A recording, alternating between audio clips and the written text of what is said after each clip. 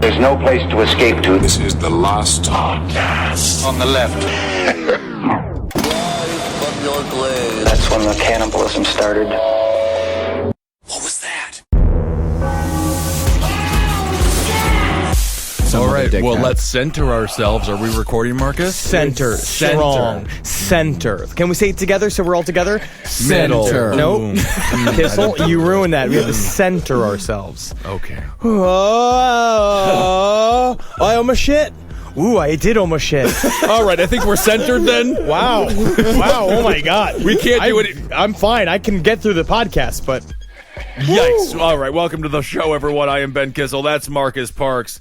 We got Henry over here who just had an incident. So I literally, my butthole went like opened just a millimeter too much, and then literally Dr. Brown was just like, I'm ready to go to the park. That's what I do. I have an ongoing inner monologue with my shit. Well, I love that you gave your stool a PhD. I'm happy that he's a doctor. I don't want to go see him, but He's been through enough. Yes, that's right. My goodness. Well, it started off sexy, this whole episode, and it's just going to get sexier and sexier because today we are discussing a sexy ghost. Now, we did an episode on spectrophilia a long time ago, many, many moons ago, not to be too Indian about it, but many, many, many raccoon moons ago, we went and we did an episode about spectrophilia, which is kind of the idea of people believing they have sexual relationships with ghosts. Yes. Yeah. And there are certain ancient cultures that do believe they do marriage ceremonies with ghosts. And then we did one episode of that woman who was making orgasm noises because she was having sex with a ghost. Yes, that was our serious radio pilot. We had a call in, and she was discussing having sex with a ghost, I believe. Absolutely, it happens all the time. So what just so happened to happen is that Marcus got a book called The Pregnant Ghost and Other Sexual Hauntings. Oh, I thought for sure if we were going to have a conversation about pregnant ghosts, it would be the Bible, and this would be about Mary. No. That's first fiction. Victim of spectrophilia. That is fiction. All of this is real.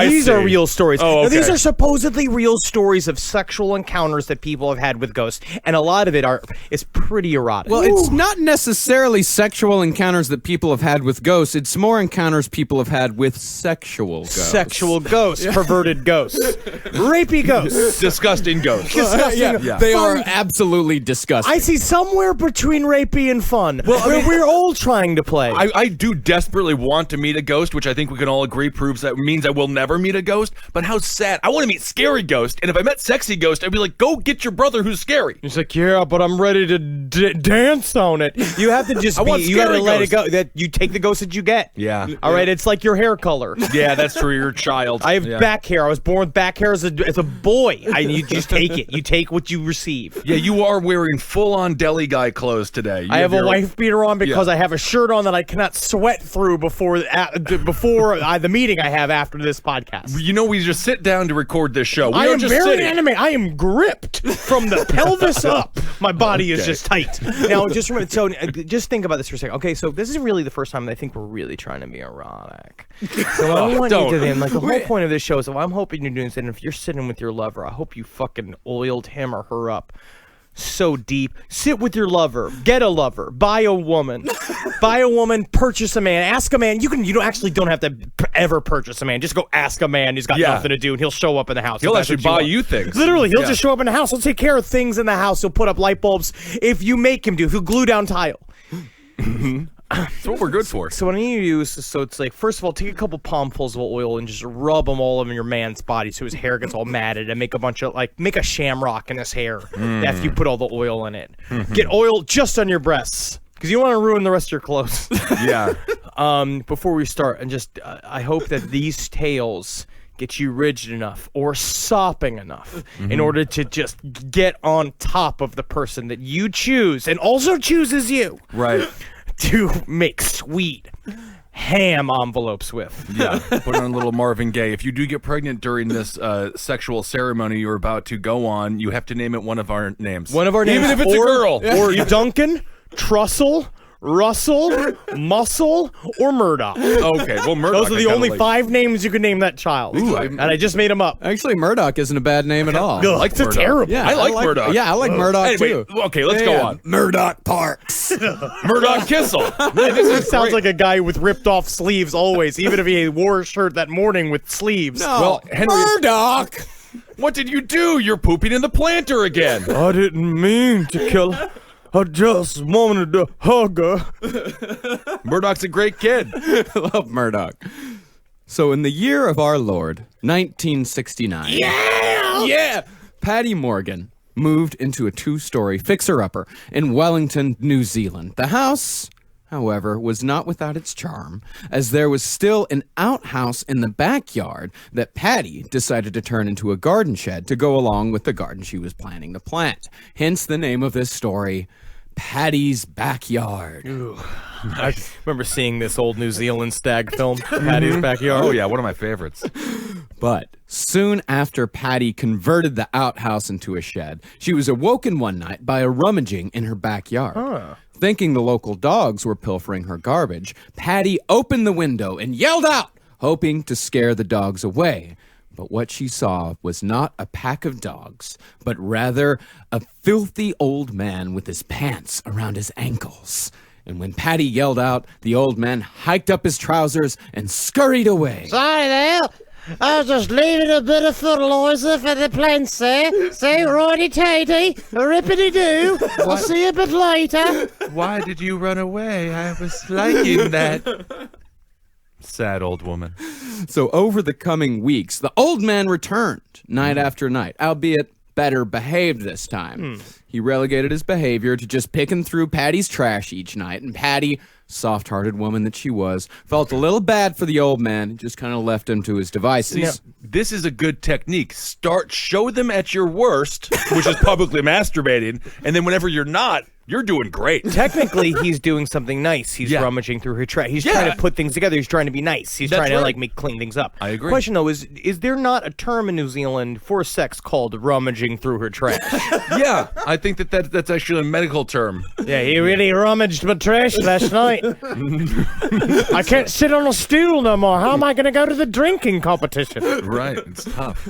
But just like you don't give a mouse a cookie, the homeless man soon overstepped his bounds.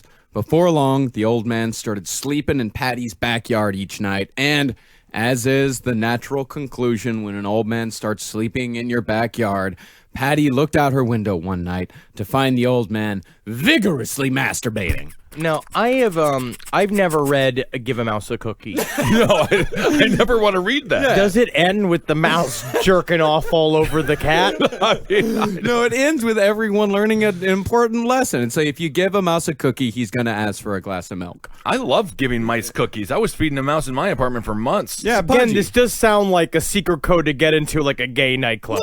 Yeah. Also, question is, Give a Mouse a Cookie. Do they kill all the mice at the end of that book as well? Like, is there a mass extermination of these mice? Maybe diabetes or something. I think a moose shows up at one point. Illogical. Did they give the moose a cookie? And so, after Patty saw the old man vigorously masturbating, she called over her boyfriend, Greg.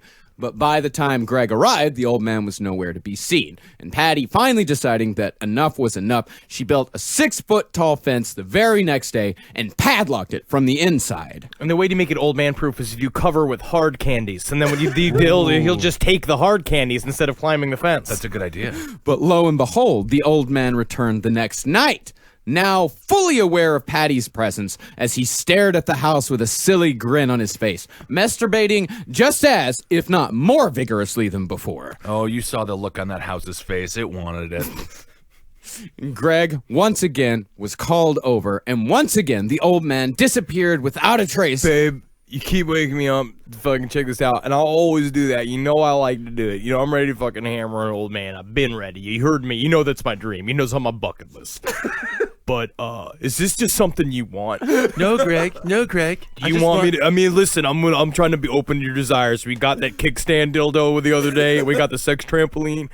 But I'm down for all Greg, that. I'm just not in the mood anymore. I'm just not in the mood anymore. You need me to put an old man wig and put my pants around my ankles? You need me to jerk off at you? Now, Greg, he was somewhat skeptical about the whole situation. He stalked He staked out the backyard the next night from the second floor with a camera, hoping to get photographic evidence. I gotta see this. It's like Tom Hanks in The Burbs. But when the old man appeared to Patty, who was watching from the first floor, Greg saw nothing from his vantage point and was understandably baffled at the whole situation. And although the backyard was indeed the nightly masturbating grounds of a deranged old bum, there was still the matter of the garden to attend to. And so Greg and Patty took a trip to the local garden center one Saturday. While there, they struck up a conversation with the owner, and upon hearing Patty's address, the old man chuckled a bit and told her it was a good job she didn't live there 6 months ago, as the previous owner, strangely enough, also named Patty. 3 in 5 women in New Zealand are named Patty. That is a good point. It said that this Patty, she had had quite a bit of trouble from her next-door neighbor, a dirty old man with a penchant for garbage. But seeing the look of unease on Patty's face, the shopkeeper told her not to worry, as the dirty old sod had died of a heart attack 6 months earlier, playing with himself in Patty's backyard! Wow. And if you ever wanted to know what's going to be Marcus's future, that's it. A dirty old man rummaging through trash, jerking off near outhouses that used to exist. It seems hack to say, but he died doing what he loved. He really did. He really did. He did. Maybe a woman, it would have been nicer if he was actually No, with a no, woman. no. That's what he loved. Think about how you don't have to worry about any Rummaging through attachment. trash and You don't have to worry about masturbating? the compromises of a relationship at all. You get to spend all day doing exactly what you love, going through stinky old trash and Yeah. jerking off on top of flowers. He's just living like a goat with hands. yes. Okay. So our next story is called The Brothel for Ghosts and Specters. Now, up until about I mean, if you are going into this place and you paid like $30 and you just walk into an empty room, you have to feel like an asshole. What do you right? have to do? You Like, just no, hear it's just noises pumped and ooh, I'm Abraham Lincoln. ooh, I came too fast. So this is a scam, right? I walked into a scam? Yep. Okay. Now, up till about 100 years ago, a house existed in Edinburgh, Scotland, where people would watch night after night through the windows as ghosts fucked inside. The house eventually came to be known to the people of Scotland as the Ghosts Whorehouse. Now, they only got televisions 3 years ago. That's right. Yeah. So this is how they used to entertain themselves. Right. So, yeah, see there. You see the shadow? There, it's pounding the other shadow. It's Gus ficking. yeah, it's a good. It's good to be. If you squint your eyes just so, you can see anything you want. So the house itself had been owned by a Major Thomas Weir way back in the mid-1600s. He shared this dwelling with his older sister, Griselle. Don't even. Just unfortunate. And while they're, or possibly Grizzle, one of the Either way, just really- Grizzle. Beautiful name. Something John Candy had to finish in the great outdoors. That's all I know. And while there were rumors of salacious, incestuous behavior for years, it was not confirmed until the Major, aged 69, All right. confessed to the foul deed, in addition to making several pacts with the devil and engaging in sexual congress with the dead. And Grizzle joined her brother in the confessions, claiming that she was able to spin yarn of any quantity for short bursts of time due to her own personal pact with the devil. That's it. Yeah. You became like a fucking Spider-Man at Joanne Fabrics? Yeah, it's kind of like a bad job. That's dumb. yeah, out of all the things to sell your soul for. Yeah. Yarn, she did. Now, all of this power was said to come from the Major's staff, which was a personal gift from Satan that also did all of their shopping for them. Where's Satan in all this? Satan's allowing himself to be an employee? Yeah, what, Satan is just fresh direct now? No. Satan's not he doesn't do all of the shopping. The magical staff does the shopping. That makes no sense. No, it's like Beauty and the Beast. Oh, so it's like Lemieux? Yeah, the what the- perverted candelabra? Yeah, and what the hell can a candlestick even carry? He can't get you a turkey from the store. No, it's a magical staff. He bounces out. He gets maybe he talks to him and they deliver it to the house. We've lost all imagination, Kissel. I guess so. Yeah, you guys need to take a little trip into your own brains. All right. So, these two were, of course, executed, but Grizzle, sticking to her saucy ways, refused to be hanged with her clothes on. Yeah. And the hangman, who had already fastened the noose tightly around her neck before she... Let's go. Come on. He was kind of struggling with her like a fish on a line. Sure. I'm going with my sit down. Oh, I did it. I want to see you make me. Name's Grizzle for a reason. Oh, to get my arms around me. Ooh, it's slippery.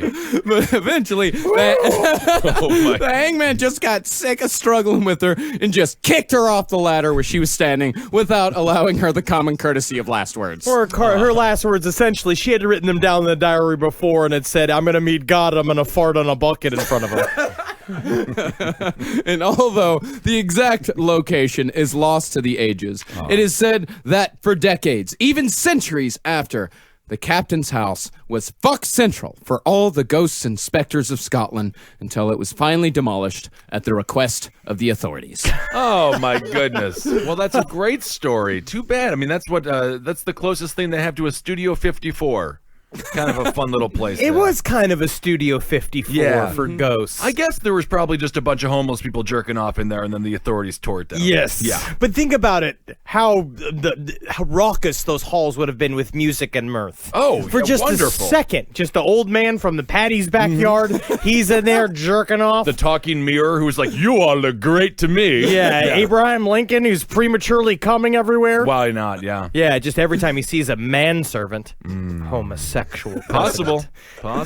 Our next story is called The Ghost of the Sex-Crazed Cat.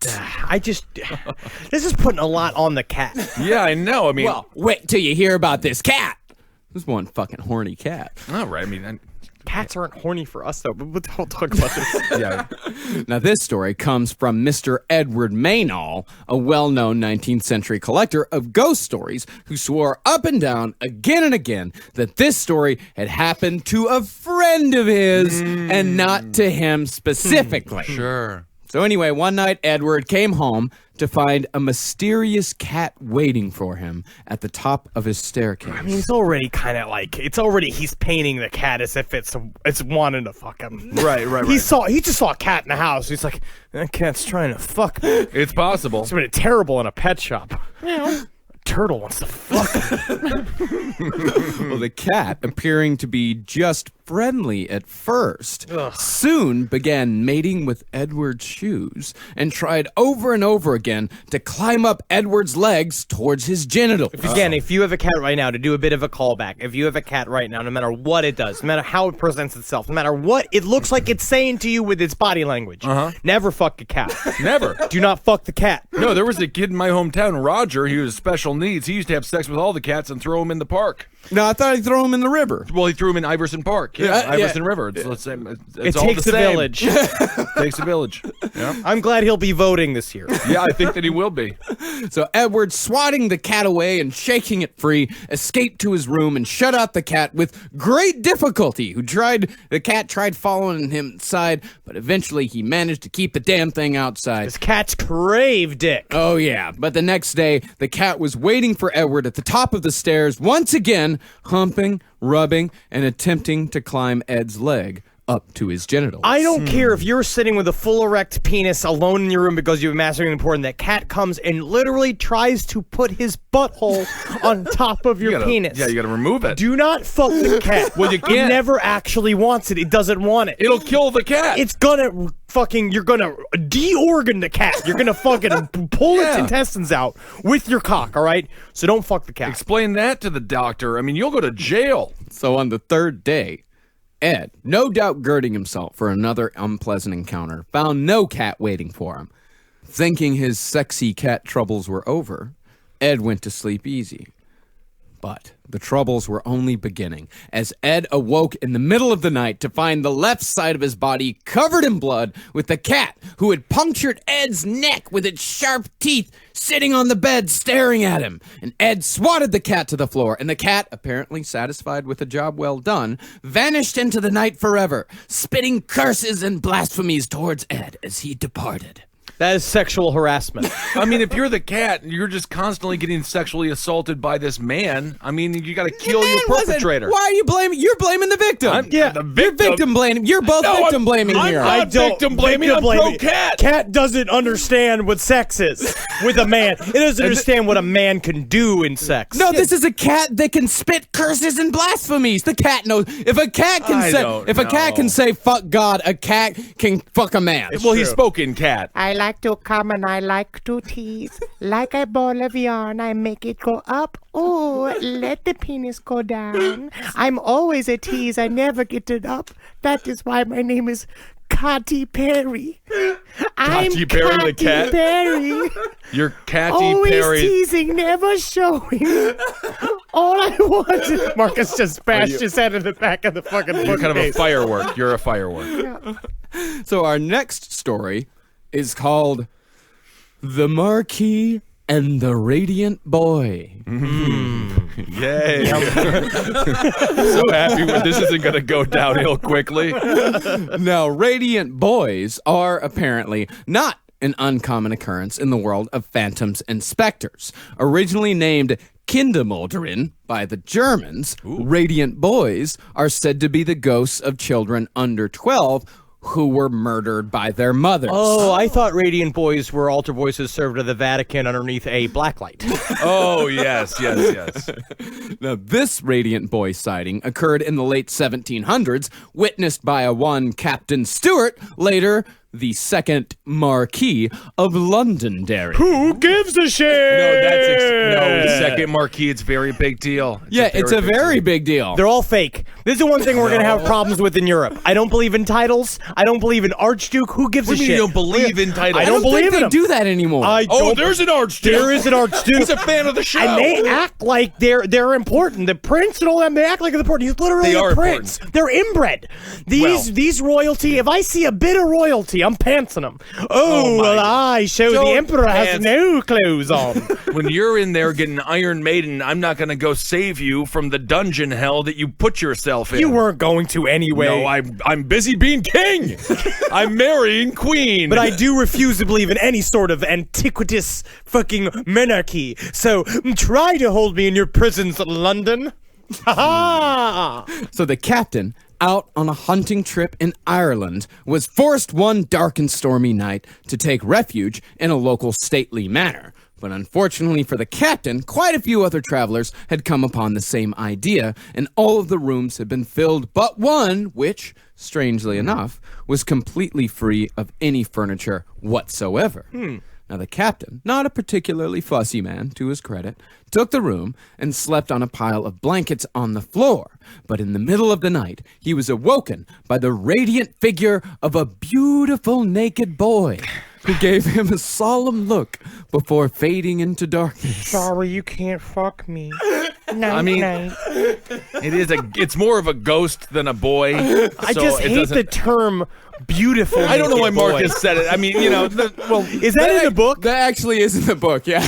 Okay, we're going to follow the author here, see what they're up to. Colin Waters is the author, yes. Yeah. He was the one that definitely said, beautiful naked boy. Yeah, it's like Mr. Holland's opus. I would say like Beautiful coal.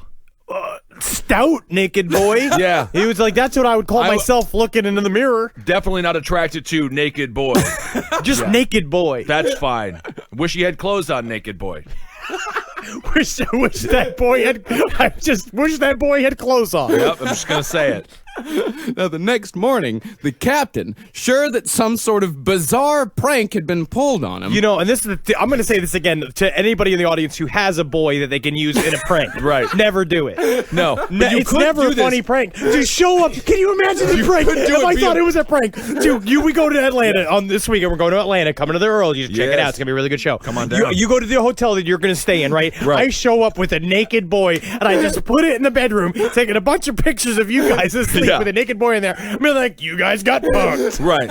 Well, you could do it with the mirror trick. You could make him look like he was sort of ghost-like. Yeah, I guess so. It's still a live nude boy. Yeah, you can't do it. No, just paint him in that paint that they had in Batman He's and still Robin. a naked boy. No, I know, And then we you get a can't do it, black yeah. light, and then It's not about the prank. It's not I about the understand. ghost. Yeah, that's Oh, It's about having possession About the felony of having- because that's what it is. It's having possession of a boy. yeah, we don't know. We don't have. And any you're just boys. We don't have any 233 children. plus your man. You'll be all drunk and shit. You'll probably you won't do anything bad. But you'll definitely be like, "Okay, little boy, can you buy us some beer?" Like you'll say something weird, like uncle-y to him. Yeah.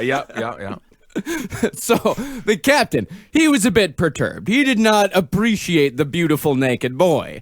He spoke with the host and demanded, "Why did a naked boy appear in my room in the middle of the night last night?" I'm gonna say if a naked boy does appear in your room, shut up. Should I never Don't bring say it up. Ever, a ever. word. Yeah. And the host, he called his head servant, Hamilton, into the room and asked him exactly where did Captain Stewart sleep last night. I put him in the naked boy room as he requested. Actually, Hamilton did say that as every room was full, he spent the night in the boys' room, Oh, okay. which was the name they had given specifically to that room. And that's the reason why it didn't have any furniture, is because that was the boys' room. And you don't put people in the boys' room. I don't know. Boys like furniture, but I guess if you're a ghost, you don't need to relax. Your lumbar guess- support doesn't really matter. Yeah, and I was a 13-year-old boy, and no one should have went in that room. No, and I don't think I you would did be cryptic, horrible things in that room. I don't even want to think about it. Well, in Hamilton's defense, he said, he's like, listen, there's no reason to worry. I built a large fire to keep the radiant boy away, because apparently radiant boys don't like really big fires because Sure. it's the room's already radiant enough. But the captain, fearing the fire was so large that it might burn down the whole manor, had dampened it quite a bit before going to sleep, allowing the radiant boy to pierce the veil of reality Right. and appear before the captain. So they solved the ghost boy problem by starting a fire in the dude's room. It seems like there's a lot of problems. Yeah, I feel like the fire is There was worse a than fi- the ghost No, there boy. was a fireplace. It's like I saw a cockroach, so I bought a gun. Right, and I shot my my bed, like for some reason. But unfortunately for the captain, all those who witnessed this particular radiant boy were destined to rise to the highest ranks of power, and at the climax of their reign, invariably would die a violent death. Hope you like being promoted. Sorry, you're gonna get ripped to pieces by dogs. Night, night. I'm a nude boy. What was that last part? Oh, you know nothing. Don't worry about it. Everything's being great. See my penis? You're No. a criminal. Bye bye. I'm a nude boy. I think you said I was going to get promoted. Awesome. This is great. All worth it. And true to form, the captain, who eventually went on to become a great statesman in his native England, he held quite a few high-ranking cabinet positions, did indeed die violently by cutting his own throat in 1822. Cool. Cool. I like that. I mean, that's actually one of the coolest ways. I mean, never commit suicide. No. But that is if you were are a about to captain- say that is the coolest way to die. Yeah, it's kind of badass. All right. Good for him. I mean, he saw true horrors. So he can never erase the image from his mind. Say whores? Horrors. Yeah, it's true, but you saw just a nude boy. Yeah, he just Or a H.O. glowing nude boy who looked at him solemnly. Yeah. Sorry, you're gonna die tonight. I'm a nude boy. Do I make it move? Because if I do, you gotta go to jail. I'm nude. What about that promotion? Tell me more about that. Today's other sponsor is Casper Mattresses. The Casper is an obsessively engineered mattress at a shockingly fair price. It combines springy latex and supportive memory foams to create an award-winning sleep surface with just the right sink and just the right bounce. Time magazine named it one of the best inventions of 2015, and it is now, in fact, the most awarded mattress of the decade. Best part, you can try Casper for 100 nights risk-free in your own home, and if you don't love it, they'll pick it up and refund you absolutely everything. And by God, it's made in America. And you, Last Podcast on the Left listener, can get $50 towards any mattress purchase by visiting www.casper.com/LEFT and using the code LEFT. Terms and conditions apply. Beverly Hills is the setting for our next story, titled Hollywood. Love Hollywood. This story is called Valentine the Valet. Although the reasons are unknown, Valentine was said to haunt a 4-poster antique bed that was imported from England to Beverly Hills in 1947. Again, England, have a problem with your 2-floored beds. Don't really understand why they got to have all the posts. Seems really difficult. I'm going to whack my head on it. I've slept on one before. I fucking smashed my head into the post. It's 4-post bed. It's got big sticks at the sides of the bed. Oh, yeah, I like those. Those one- help you get up in the morning and they help you fall asleep at night when you slowly grab them and lie down because you're too drunk to do it. I like a woman that's hard on the exterior. Yeah. Now, the first sighting involved a woman named Marion Donovan, who, one night, whilst her husband was out of town on business, was woken up by the barks and growls of her dog. And when she opened her eyes, a slim man dressed in green velvet stood in front of her. He began to take off his clothes and once completely naked, moved over to the chair where Marion had left her clothes before getting into bed. Don't sit on them. Oh, you're gonna. Oh, he left a snail's trail. Oh, that ball juice. I hate it when men sit. Yeah, especially back then. It's like it's like he's got a chocolate duster back there, covering everything in his streaks. It's disgusting. Well, at least you know where I've been. Yeah, I lived with a woman that used to yell at me if I sat on the comforter naked. Yeah, rightfully so. It's disgusting. Why? Men shouldn't sit nude on anything. Yeah. Now, as Marion looked on, the man sensuously began putting on first her silky slip, followed by her bra and nylons, which he also sensuously rubbed up and down his legs before slipping them on.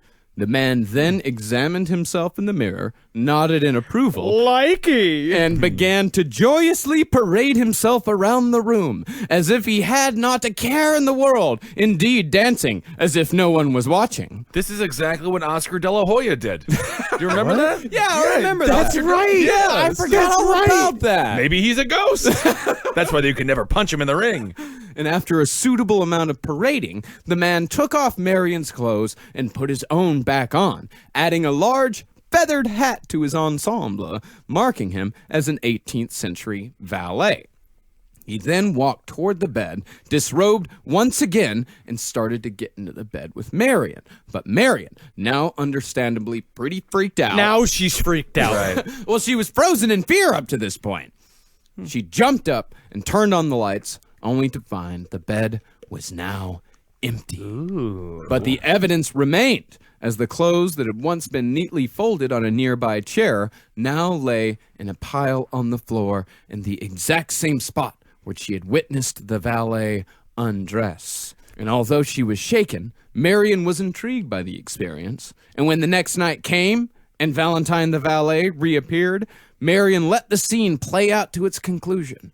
But as the man laid down on the bed, he immediately disappeared once again. I think Marion quite enjoyed the show. Marion was actually, she loved Valentine the valet. She told her friends about it. Right. She actually had her sisters sleep with her, like, you've got to meet Valentine. You gotta see Valentine. Yeah, exactly. Yeah. I mean, doesn't a valet park cars? No, back in the valet What do they meant do? something You- else. you Valet grab a was like horse? a souciant. There's like a term for a souciant. It's like a thing that he's like a bachelor. He's kind of like a valet, I guess. Or he's a guy who wears vests. He just hangs out. He's got a big floppy hat on. He's a fancy lad. Yeah, that hangs around. Yeah, he was wearing green velvet and a big feathered But hat. he just hangs out with old ladies? Pretty much. It's the guy who's like, he's the bachelor of the court. He has the ears of all the females of Lady Danderly's group. But he's homosexual, but don't understand it. Yeah. Or he's not. Or he's just like, he's dipping the wick everywhere in all the inkwells. Could be, okay. Yeah, you never know with valets. They're a slippery bunch. They'll fuck your wife. Oh, I would never trust And you them know around who my will wife. also Yeah. fuck you? Oh, your wife? A real life modern time valet as well. They cannot be trusted. Well, they don't own those cars they're driving. They pretend like they do though. Oh, Ferris Bueller. Unbelievable. Now, our next story comes from a fairly unlikely place, Heathrow Airport in London. Over the years, many a female flight attendant, particularly those showing a bit of cleavage, have reported the disembodied sound of heavy sexual breathing following them throughout the airport. And while the victims of the heavy breather of Heathrow, as he has come to be known, have indeed been overwhelmingly female, one man, an engineer, encountered the spirit as he was enjoying a restful break in the employee bathroom. I don't know if it was restful. I bet it was filled with effort. Yes. And as the engineer sat patiently on the toilet, he was suddenly hit with the sensation that he wasn't alone and that there seemed to be a presence in the stall next to him.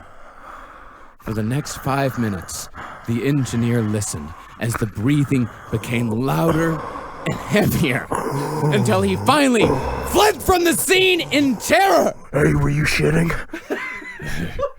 Do you have any toilet paper over there? Oh my God, it's Larry Craig.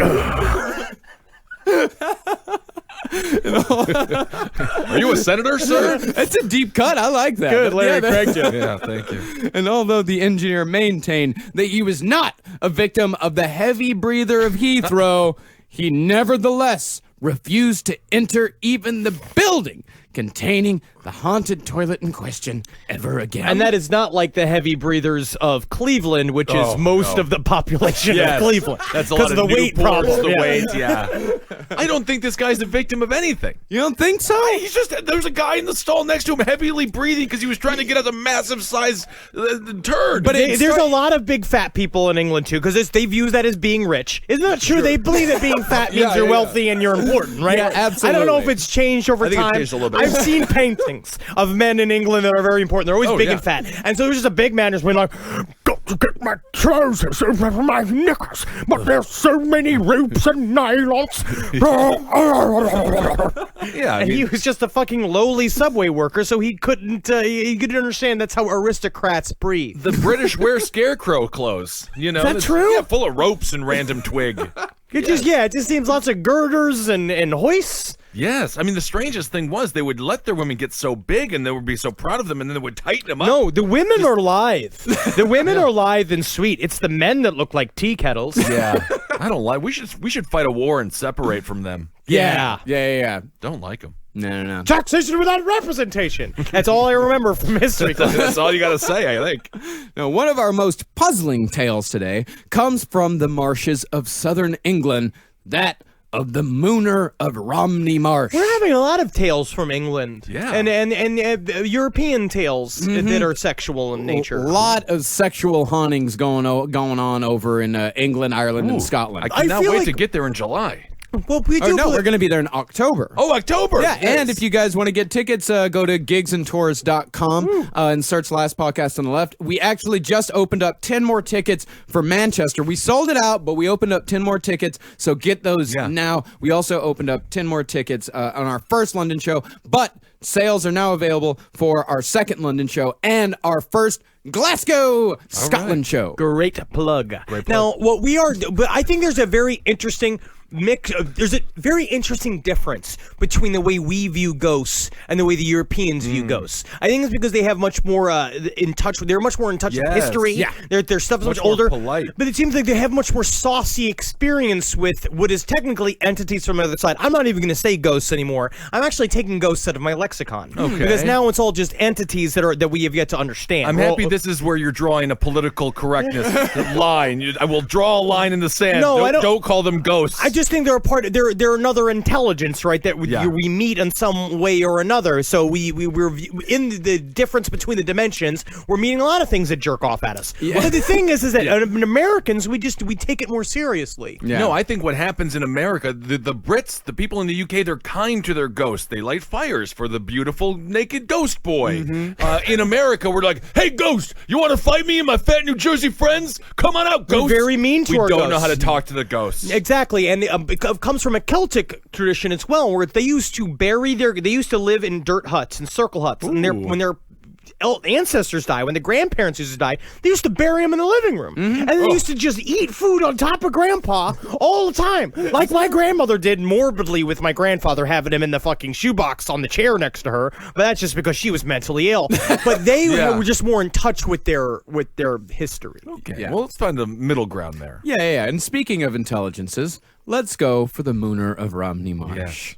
The first sighting came in 1801 when a group of smugglers, meeting their contact in the marsh to sell their ill-gotten gains, were approached out of the darkness by a mysterious figure. He wore a tri-corner hat and dressed, quote-unquote, in the manner of a gamekeeper.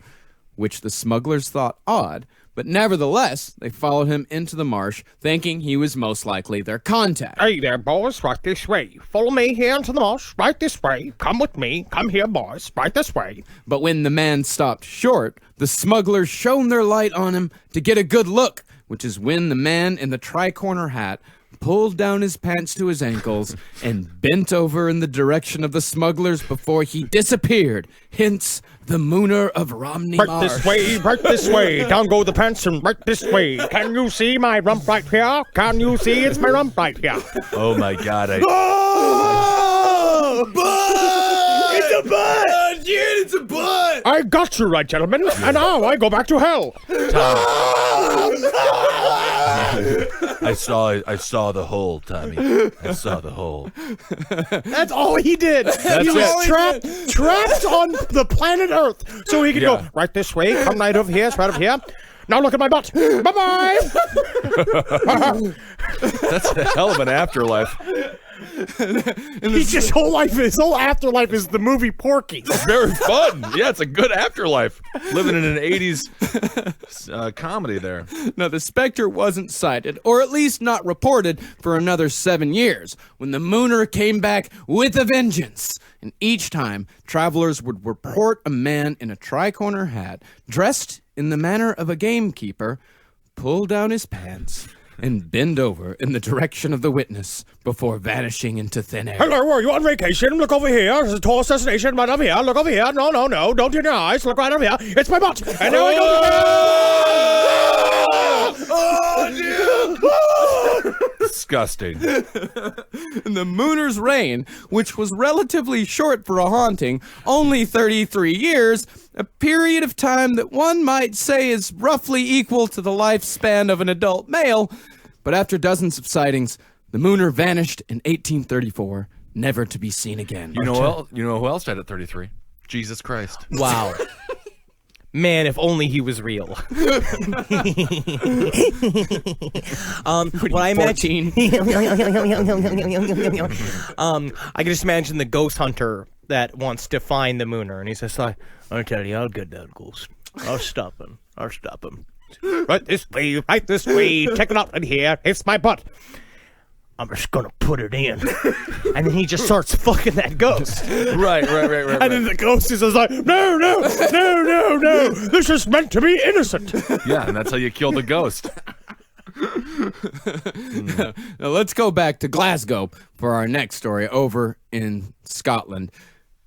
In the 1700s, Glasgow was home to, or Glasgow. Guys, I feel like an idiot. I just feel like such an idiot saying Glasgow. We literally need to figure out how to say all of these places before we go. It's not Glasgow. It's not Glasgow. Glasgow. I think it's maybe Glasgow. I think it's Glasgow. They gave me, I asked and I forgot.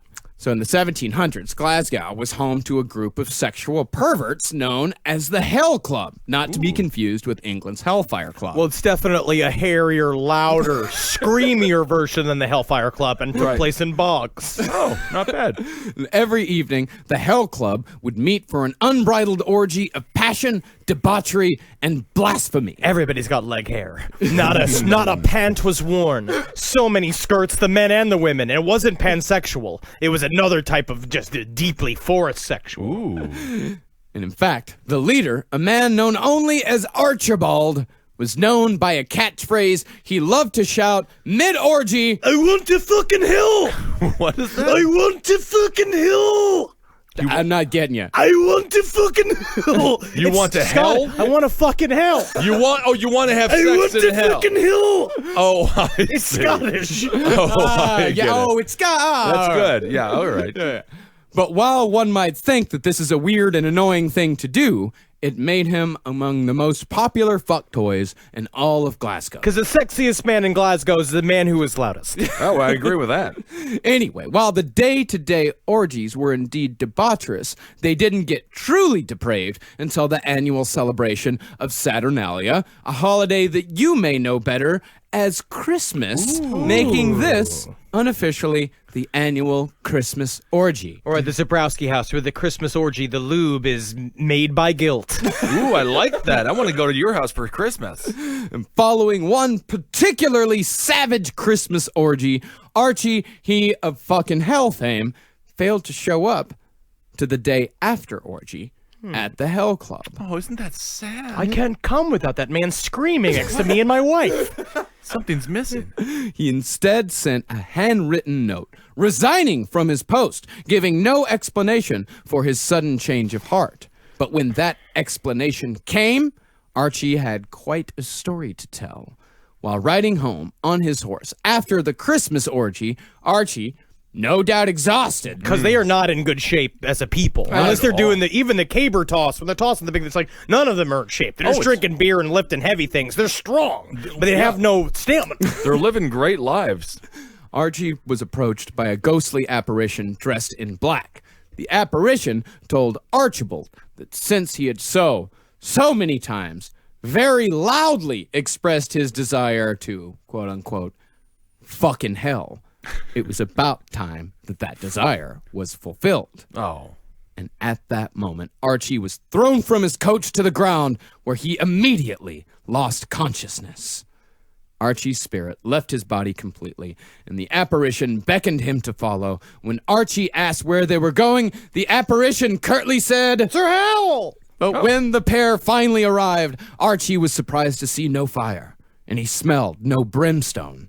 What he found instead was the largest, most drunken, most depraved orgy he had ever seen. Yeah! And as he walked through the writhing naked bodies, presumably looking for his inn. All right, well, I gotta stick my dick in there somewhere, you know, all right, because if someone's got fucking hell, ain't no horses in the fucking hell.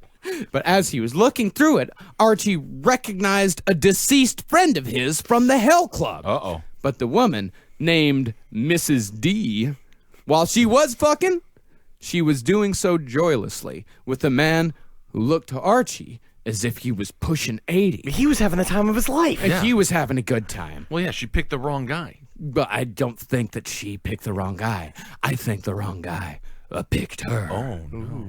And Archie asked her to take a rest from her copulation so they could catch up a little Hey, bit. give me a rush. You got everybody the dip. I got chips. There's dip over there. There's okay. M&M's, all sorts of finger food. If you're in an orgy, never eat the dip, never eat the finger foods, no M&Ms.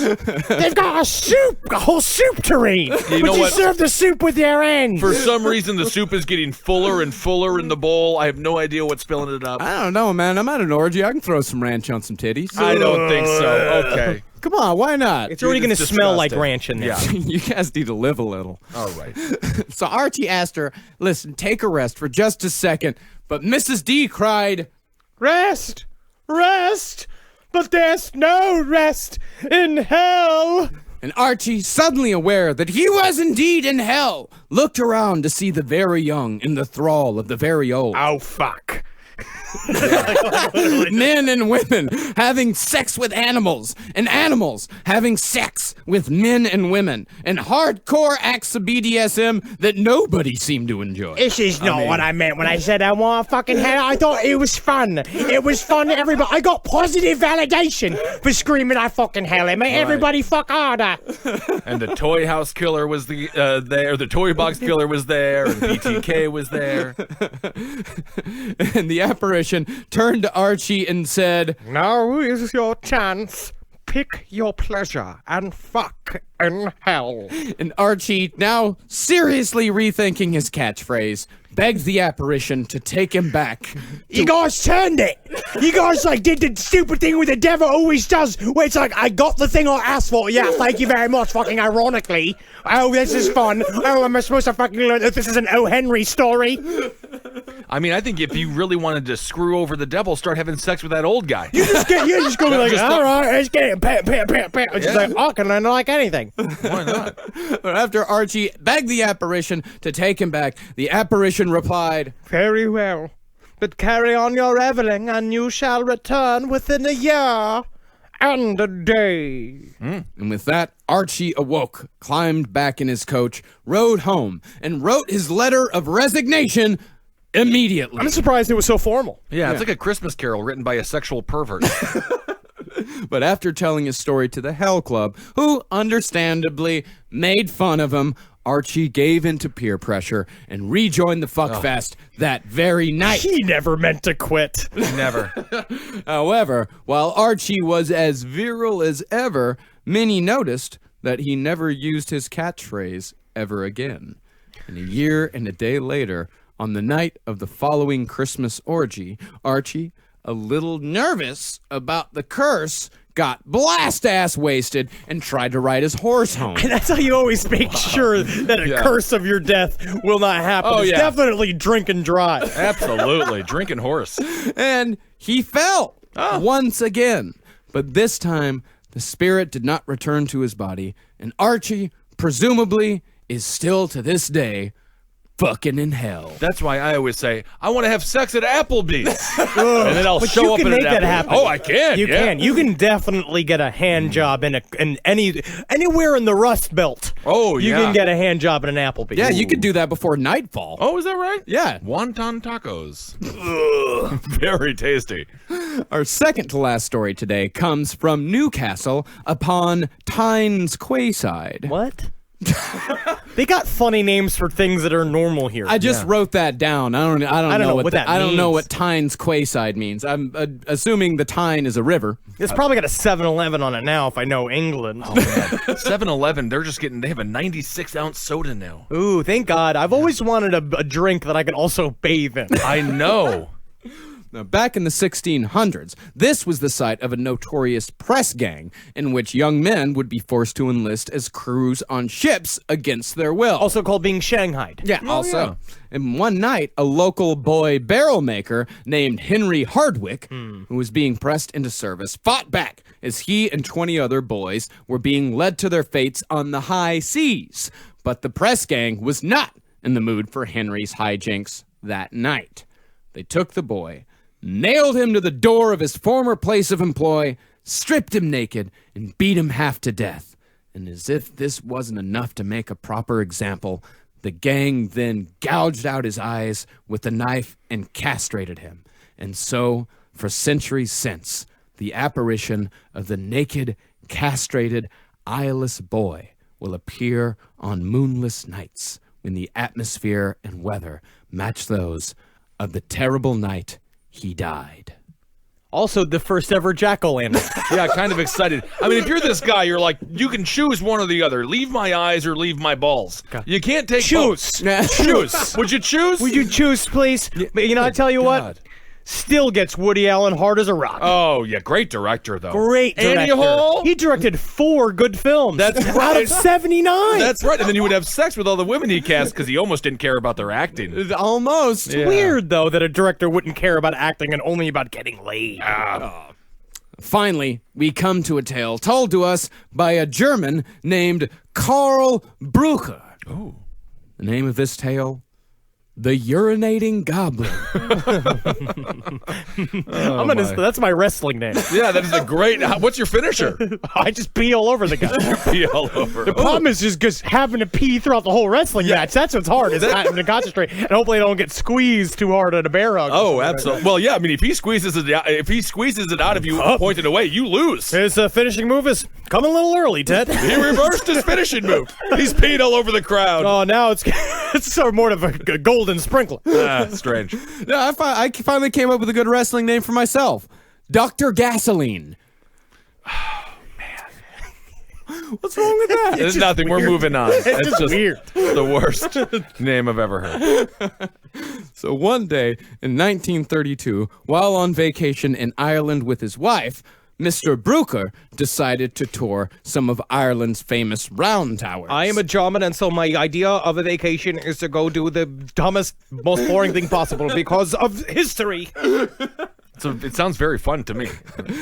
As he was taking in the beauty of a particular tower whose entrance was, for some reason, 15 feet above the ground, Mr. Brucker saw a strange figure emerge and begin to walk on thin air with no means of support, as a circus performer might walk on a tightrope.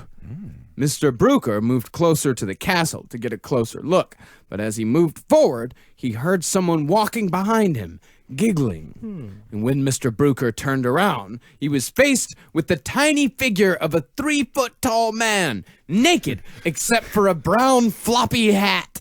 And Brooker said the sheer ugliness of the little man made him sick, as he was covered in warts, had a large, misshapen nose, and most disturbingly of all, had a disproportionately huge, thick penis, which hung almost to the ground. Oh my goodness. And here, in Mr. Brooker's own words, is what happened next. The goblin seemed fully aware that I was unable to take my eyes off his giant member, and giggling like a maniac, I should say, he began to swing it around and round like an enormous piece of rope. Oh. Now, at this point, I was walking backwards and stumbled over a rock, the hair on the back of my neck standing on end, and as I did so, the ugly, misshapen goblin rushed towards me. And in fear of danger, I held my hands to my face, expecting a blow, when I suddenly experienced something hot and wet hitting me. The goblin was urinating on me. As I looked up to now more in anger than horror. The ugly being began to fade away slowly, taking on the appearance of the ghost you see in the pictures, in the moving pictures. Yeah. Hitler loves the moving pictures. Now, why I did it, I do not know. But my first reaction was to lift up. Start from why I did it. Now, why I did it, I do not know. But my first reaction was to lift up my arm to my nose, and I smelled it. You smelt it. I had to. You did? I was being curious. I'm curious about boring things. I'm German. Okay. Presumably because of the urine shower which I had just experienced. Okay, yeah. Strangely, not only did my clothes not smell, but I realized that my previously wet clothing was now completely dry. I could see the gnome-like figure once more returning through the air to the door of the tower in the same way that he came down. So you did smell the pee, though. Oh, and it smelled most vigorously like pee for up to 3 seconds. Strangely, Mr. Brooker's experience with the urinating goblin is the only known encounter on the record, although locals in Ireland are convinced that he had come into contact with, quote-unquote, one of the little people. And it actually turned out it was the great-great-grandfather of Peter Dinklage. Oh, isn't that something? It's kind of nice. Yeah, I thought it was going to be like, my mother. You came in contact with my mother, huh? Wow. Well, that was some, I wanted to say scary and creepy, but really it was sexy and naughty. Yeah. If you came at all while goodness. you were doing the show, while you were listening to this show. Again, first of all, you know what? Actually, congratulations. Congrats. I hope it did it for you. If we made one person come with this show, I think we did our job. As long as it wasn't the Radiant Boy one. As long as it wasn't the boy. Yeah. Yeah, that's the only But way even you just, do it. if you can come enough just from the description of a naked, beautiful boy, then you should go to the police and have them arrest you. Self-arrest yourself. But if you came to the idea of a urinating goblin, that's technically legal. That's totally legal. Don't even Totally worry. legal. You can just find a little person to pee on you. I technically Sure. have the same body as that little the goblin. Yeah. And I've seen you wear brown floppy hats on occasion. Yeah. Strange. Wow, what an episode, guys. What an episode. What an Good stuff. episode. Thank you guys so much for listening. We will be in Atlanta this weekend. Yes. Yeah. This Saturday, we're going to be playing the Earl. Go to badearl.com to get your tickets. It's going to be fucking awesome. We got a puppet man opening up for us. Not a puppet man. He's not a puppet man. I thought he was a puppet No, man. he's he a not a puppet puppet man? man. He's not a puppet man. Puppet man's a weird way to describe a person. Puppet anyway. man's almost, it's almost Puppet, offensive. yeah, it's disgusting. That's weird. That's a weird. No, he's Professor Morte. Is Shane Morton from Your Pretty Face is Going to Hell? Does all the makeup of Your Pretty Face is Going to Hell? Does a spook show called Professor Morte, my God. and he is hilarious. Nope. And it's gonna be No puppets. no puppets. Not a single. Okay. No puppets. Can I find a puppet man? There are right. puppet. I will show you a puppet man. We've interviewed Shane before on the show. He's a great guy. Yes. It's going to be a wonderful performance done by all. Yeah, absolutely. It's going to be great. Babes and booze and spooks and hollers. Yeah, that's right. It's going to be awesome. Yeah, that's June 18th. It's going to be an early show. I think it's at 7:30. 7:30. So yeah, go to badearl.com. The week after that, the Saturday after that, we're going to be in Washington, D.C. at the Kennedy Center. Just Google Last Podcast on the Left, Washington, D.C. You'll find tickets for that. And we can travel so much, and we're doing all these live shows because you guys have been so wonderful with the Patreon. Thank you guys. You're really helping us out a lot. Yeah, patreon.com/Last Podcast on the Left. If you guys feel like that we deserve a little bit of cash for what we're doing, you can go over and give to us there. Thank you so much for everybody that has contributed money so far. Goddamn, we appreciate you guys so much. We couldn't even tell you. I'm going to quickly say it's like there's been a lot of heavy stuff going on in the world and in the country. It's a part of why we did kind of a light, fun episode today after doing the Hillside Stranglers. I think a little bit of a message out there of shoot love and productivity everywhere you go instead of destruction and bullshit. Like embrace your fellow man and make something instead of destroying something. Yeah, love, passion, and Satan. That's what I say. Yeah, that's great. And we talked about the situation this week on this week's Abel Against Top Hats. So go check that out and listen to Roundtable of Gentlemen as well. But the next couple of episodes we have coming up I think you're gonna really like. We have a couple of good ones in the a couple of good ones. We have a couple of good ones. We're doing in the a bunch pipeline. of episodes, but we got a couple of really good ones. And one I'll put this way is very much endorsed by Jeff Goldblum. Really?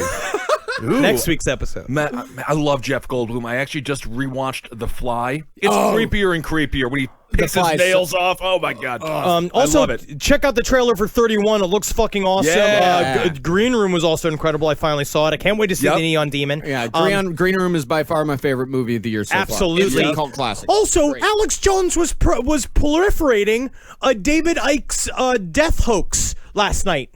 But it was like last night or the night before. Literally, there was a whole thing that went out that David Icke had died, and I freaked out, and I literally had an emotional response. I have like a preview of when he actually dies. I got emotional. Yeah, I was like, I have to go and I'm just like, I got to re-up on my David Icke.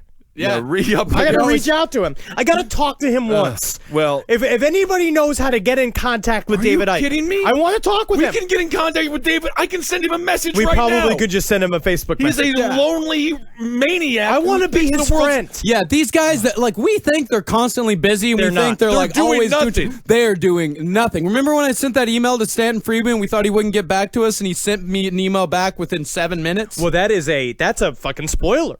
Yes. Let's say more let's say more preview. I got to meet Karl Rove as well, and I will attest he does have cold hands. So.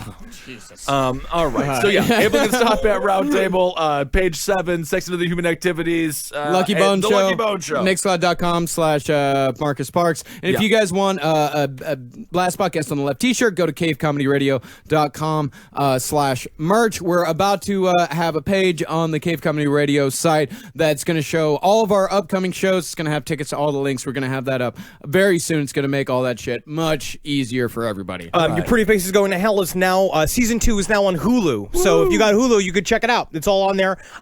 Hail Satan. I'm at Twitter at Henry Loves You and fucking Instagram, all the fucking horseshit. Hail yourselves. I'm at Ben Kissel on Twitter and Ben Kissel1 on Instagram. I'm posting every now and again. Nice. Yeah, I'm at Marcus Parks on Twitter. I'm also at Marcus Parks on Instagram. I post almost every day. Good branding. Yeah. Good branding. It's my name. Yeah. That's good. Own your name. It's all my name. Names are important. Yeah, names are very important. Marcus Jordan Parks, a.k.a. Dr. Gasoline. Dr. Gasoline. Dr. Gasoline! Wow. I'm the pee-pee goblin. What do you got, Ben? Oh, I don't know. The commentator. No, I want to maybe like a loose-skinned flagon again. Weird. That's for like the late night wrestling where everybody hates to watch. It's just like your mom has to shield your eyes because your pants slowly fall around your ankles as you wrestle. Oh yeah, the human carpet. That might be good. Yeah, either the human carpet or Skin Flanagan. Either one. Skin Flanagan. Skin Flanagan is pretty great. Who wins against Dr. Gasoline? Ooh, tough to say. Okay. Hail me. Yep, Magustalations. And Heil Geen. For more shows like the one you just listened to, go to cavecomedyradio.com.